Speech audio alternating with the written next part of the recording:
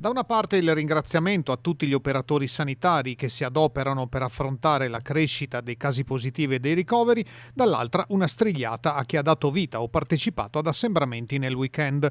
Il tono odierno di Luca Zaia è preoccupato e perentorio. Sono imbarazzanti le foto che hanno girato per questo fine settimana di piazze strapiene, mi spiace parlare così, di piazze di città, del Nevegal, di altri centri, dove comunque si vive come non ci fosse un domani. E io penso che sia grave quello che sta accadendo. E penso che bisogna avere rispetto per le persone che soffrono e stanno male e per gli operatori che rischiano la propria vita per poter venirne fuori. Zaia invoca un maggiore senso di comunità da parte di tutti i veneti per evitare il passaggio in zona arancione.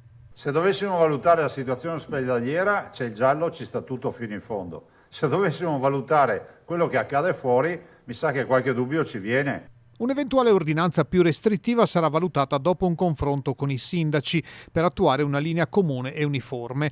Nei prossimi giorni saranno montate all'esterno degli ospedali tende riscaldate per facilitare la gestione degli accessi.